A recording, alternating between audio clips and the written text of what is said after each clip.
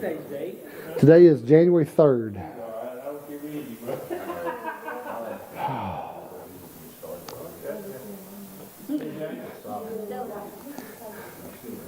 Al, we will not have Sunday night service. Okay. I'll be going to be trouble. We're going to blame it on. No, we gotta blame it on somebody that would never. Have you talked to him? Just in text messages. Oh, well, he sent me a Facebook message and I hadn't seen it, so he called me. He said, read the message and respond to me, but he sounded. What did they do? Yeah, Cindy was sick too, right? And Kathy. Oh, my God. It's that time of year, I reckon. You know what? If we'd all stay outside in the cold more, we wouldn't get the flu. You know what? Let me tell you this. Mike was born in February up at Quantico. The doctor told Miss Everett, take this baby out in the snow, take it out in the cold, so he'll start an immune system, and he will never have trouble with that anymore. And he was really, he never had flu, never had anything like that. Up in Alaska, they never have flu. Because it can't live. It's too cold. It's too cold. It's not that the cold makes you sick. It's that we all stay indoors together. And that's what, yeah. Dust and stuff in the house. Yeah. Yep. Yep. I never was sick in Alaska. Come to think about it, I never got sick. Well, I may jinx myself by saying this, but like when I had my tonsils taken out when I was like 3, I've never had strep throat. Never. Yeah. And the only time I've ever had the flu was when I worked for Allegasco in Birmingham, and they made us take the flu shot. It's the only time I've ever had the flu. I take the flu shot every year. We had to with the health department. And I never had flu. Well, Greg gave it to me. Greg said he gave it to me. Yeah, but I have taken the flu shot. All right. Let's.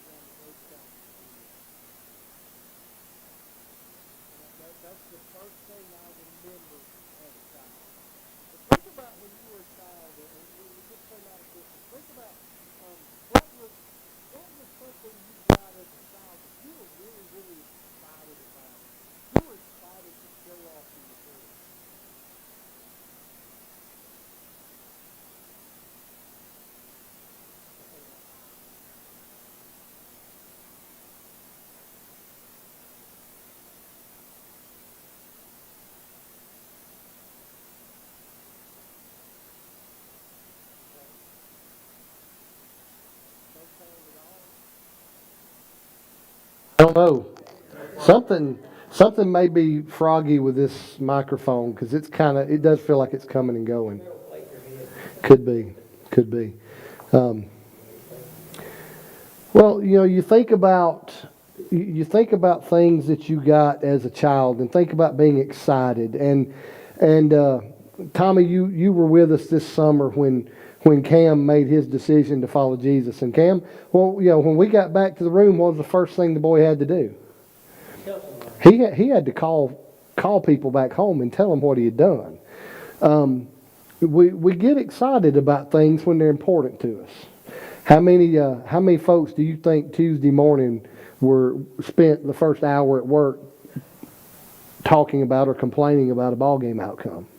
Okay, we talk about the things that are exciting to us, the things that are important to us, and so let's.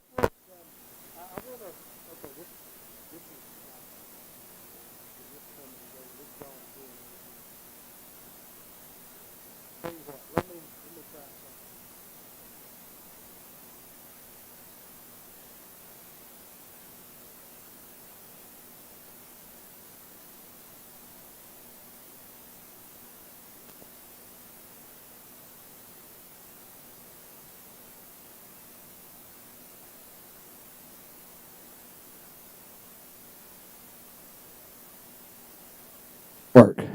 I think that one's going to work. It's working at the moment. Okay. So let's look at, if you got your Bible or your phone, whatever you got, John chapter 1. John chapter 1, we're going just a couple of verses, starting verse 40. And verse 40. And thinking about when something happens in our life that we've got to tell people about it. When something important happens. I remember when, it was a long time ago, April of 1987, when I made the decision, as best as my little almost 6-year-old self knew, to trust Jesus. I was a lot like Cam. When we got home that night, and back then, evening church didn't get over till 8 o'clock, and when something happened at church, you was even later getting home, and it was in the middle of a revival even, so it was probably 9 or 9:30 when we got home. And I remember I had to get on the phone, and I had to start calling everybody in the family and tell them what I'd done. Because, and how many of you, if your phone rang at 10 o'clock at night and it was one of your family members with that kind of news, something's wrong. And hey, if that's why you're calling me in the middle of the night, make that phone ring. Wake me up. I don't care. Okay. But in John chapter 1, verse 40, we find this is early in Jesus' ministry, and he's calling his disciples. And in verse 40 it says, Andrew, Simon Peter's brother, who was one of the two who heard John and followed him, he first found his own brother Simon and told him, we have found the Messiah, which means the anointed one. And he brought Simon to Jesus. And that's where I want to stop. Just those two verses. Okay? Andrew found something of incredible importance, incredible value. Something that to a young Jewish boy, we think most of the disciples were probably, this kind of it seems weird to me sometimes, but we think most of the disciples were between the ages of 13 and 15 when they met Jesus. With the exception of Peter. Most people think Peter was probably 17 or 18 because Peter was married. We know Peter was married from, obviously Jesus healed his mother-in-law. So to have a mother-in-law, you have to be married. And in Jewish culture, it is very rare for a young person to hit the age of 18 and not be married. Matter of fact, most of them before they were 14 or 15 would have been married, and that's terrifying to me. Okay?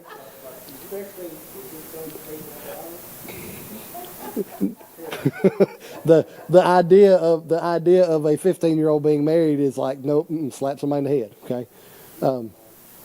Yeah. I'll help you hide the bodies, but Andrew found something of incredible value and importance.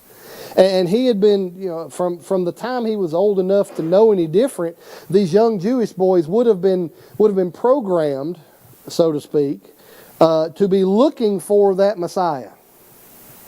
To be looking for that coming of that one person. And remember that from the last of the prophets until Jesus came, what was a period of hundreds of years of relative silence.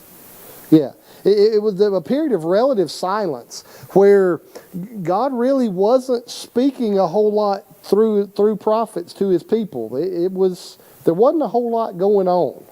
And so they would have been, that anticipation would have been building, I think, more and more and more. And as, just as the Romans had taken over that region of the world, I think only would have added to that anticipation. And then for this young boy to encounter somebody and to recognize that quickly, because we see in the other Gospels that, it was a very rapid encounter. It wasn't like they spent time together for weeks and weeks and weeks, and Jesus slowly revealed himself. It was an instantaneous encounter when Jesus called his disciples. And Andrew realizes what he's found. And he runs, and his first response is he goes to the most important people in his life. Like when I've been told that we have a young person who has made a decision to follow Jesus and will be coming down Sunday morning to make that public. And that's exciting, okay? That ought to be one of the most exciting days in the life of a church. And in order, for this young person, that should be the most exciting day in their young life. And the idea that we can't wait to tell people. We can't wait to pass that along. Andrew couldn't wait to go find the people important to him and bring them to Jesus. And there's something in that yes, Andrew recognized who Jesus was, and that he recognized that he was the Messiah. Did he have all the answers? Did he know all the details? No, because I'll guarantee you in that moment when Andrew said, "We found the Messiah," Andrew is thinking like all the disciples would for the next 3 years. Andrew's thinking, we fixing to get our swords and we fixing to kick some Roman tail. Okay? I guarantee that's what he was thinking. Because we see even up till the night that Jesus is betrayed and put on trial, that's what everybody thought. Everybody thought it was time to throw the Romans out. We fixing to have one of those Samson moments, and one man's going to go berserk and take out a whole legion of soldiers. Okay. And that's how come I think a lot of the people didn't believe. Yeah, that's why so many people missed him, because they were looking for the wrong thing. Okay.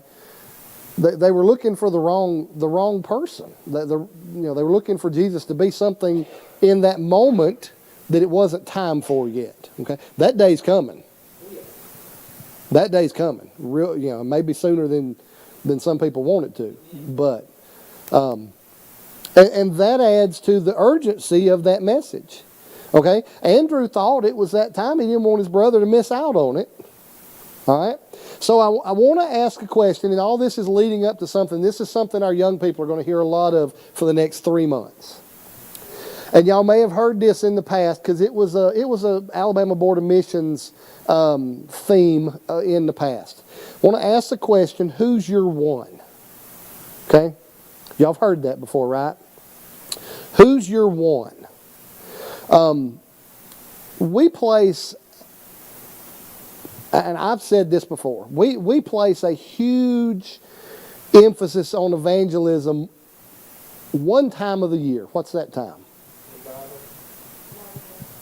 Okay, well, those are actually not the answers I was looking for.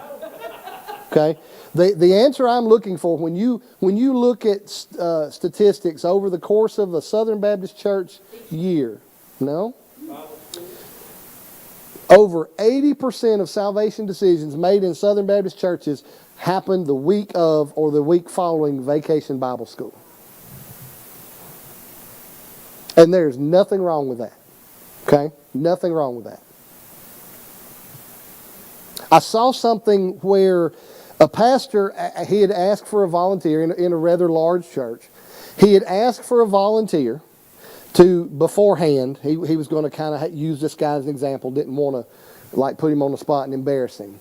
But he asked this guy, he said, what I want you to do is when I tell you it's time, I want you to walk around the sanctuary, and I want you to walk to a person and just ask them to stand up. And just keep going until I tell you to stop. The guy, for a minute or two, he'd walk and he'd ask somebody to stand up. And when at the end of that minute or whatever, there was about 8 people in the room standing up. And then he continued. He said, "Okay, now I want y'all to, for a minute, go and ask more people to stand up." And the idea of multiplication instead of addition. Okay, we can make sure that's not my work phone. I hear vibrating and somebody's not about to blow up. We can spend a fortune on Bible school. We can spend a fortune on all these other activities and mission projects that we use throughout the year. And there's nothing wrong with that. They're valuable. Okay, there are countless young people that have come to know Jesus because they attended a vacation Bible school because their wacky neighbor invited them to Bible school, or kids in Mozambique. I just like saying that name because that's a cool name to me, okay? That got a little shoebox full of stuff and chose to follow Jesus because of it. But there are a whole lot of people in Carbon Hill and Eldridge and Winfield and Lynn and wherever else that are not going to get that shoebox, okay?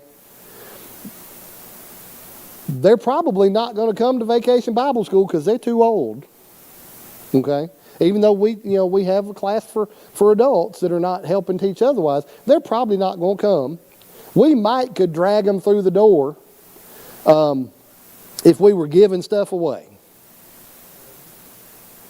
I've told y'all stories before about when we used to do wild game feasts back at previous church, and how you would have people come, and you better do your door prizes at the end of the night after they've heard the gospel. Otherwise, when you do the door prizes, they running out the door.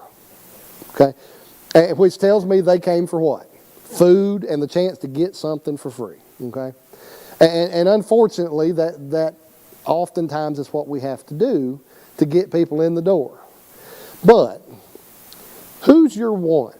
Okay, and I'm going to ask our young people over the course of the month of January. I don't want that answer from them this Sunday, but I'm going to challenge y'all to do the same thing. I'm going to challenge them. Somewhere, do any of y'all keep like a prayer journal or anything? Maybe.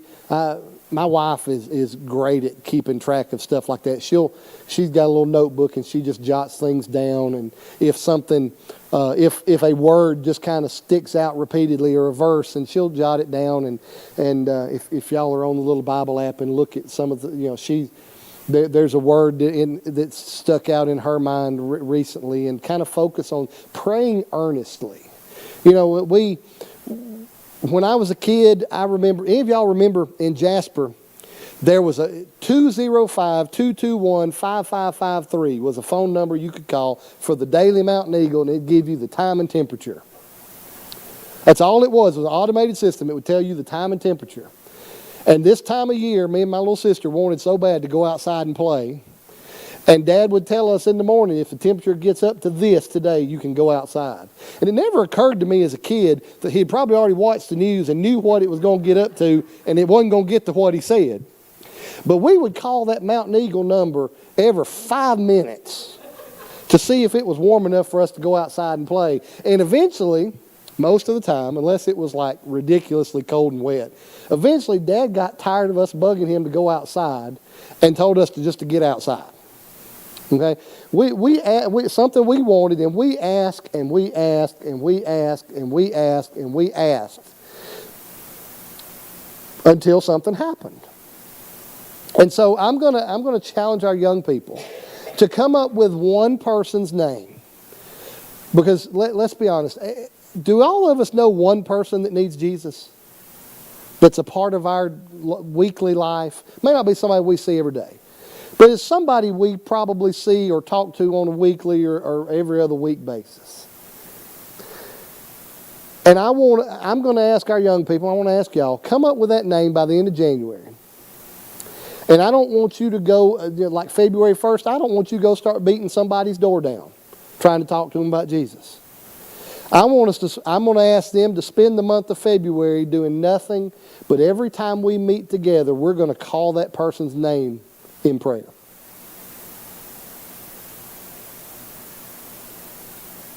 And then, as we get into the spring, I'm going to challenge them to, and I'm going to harp on them.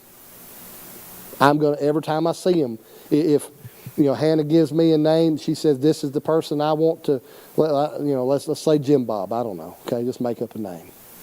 I want to make sure Jim Bob knows Jesus. I'm going to ask her, what have you done about it?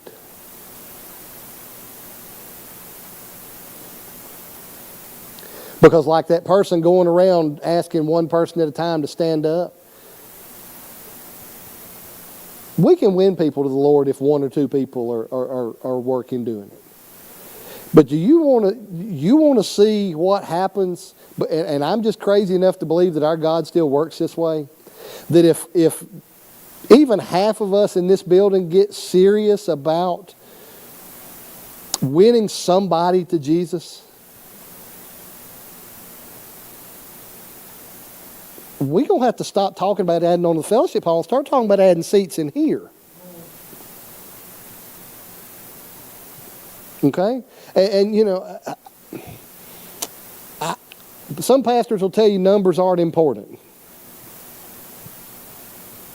And I'm going to disagree.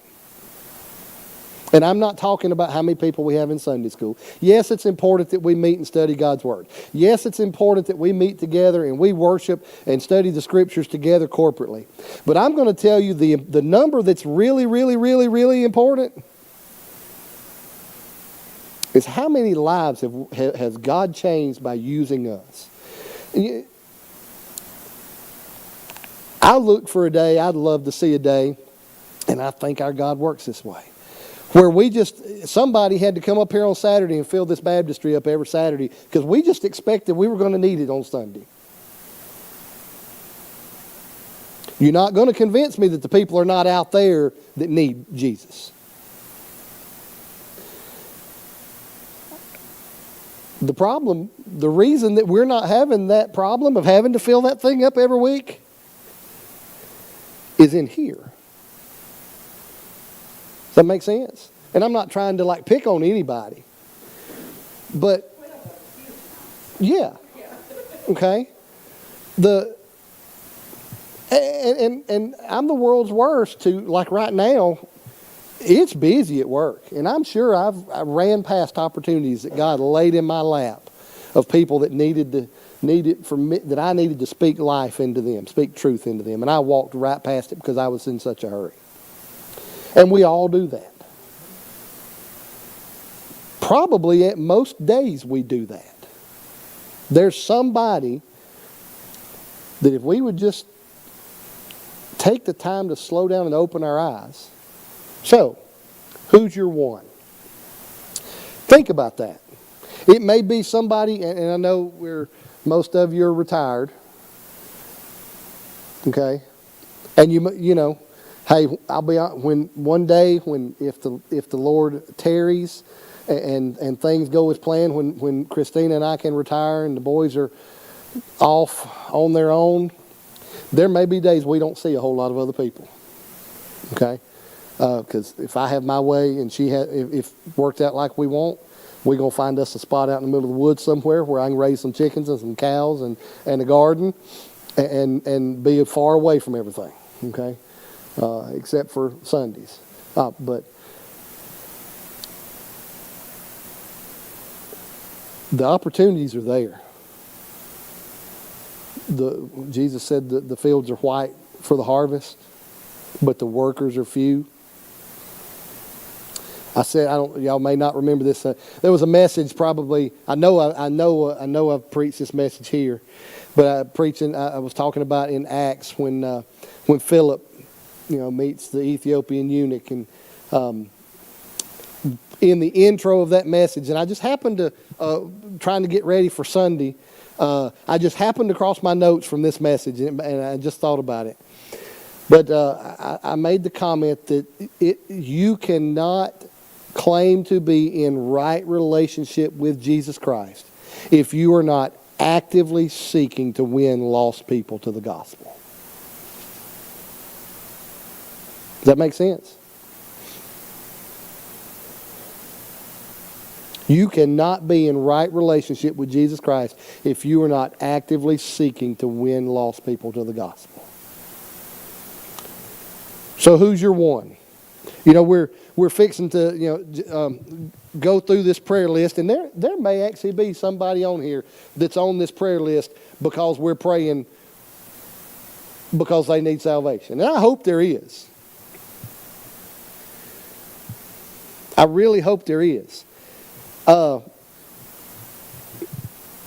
love for us, and we don't want to embarrass anybody. I'm not going to ask our young people to give me full names of people. Because you know what I would hate to have happen? For them to give me names of people and God to start moving and people start getting saved and they start showing up and somebody see their name on a bulletin board and be like, well, why'd y'all single me? I don't want to embarrass nobody like that. I'd love to have that problem. I really would. I'd love to fill up a whole prayer list of just people we're praying for salvation. Because, Christina's stepmom, Debbie, her aunt Camilla died, and they had her funeral today. And Camilla had all kinds of health problems. And all those health problems are gone today, okay? But there's a lot of people, since we met last, that have died, and regardless of what their health problems were, they had a bigger problem in their life that eternity didn't help because they're not in the presence of Jesus. Sin is the one disease that has a 100% mortality rate. So who's your one? Okay? All right. Jennifer, if you want to stop that video, because we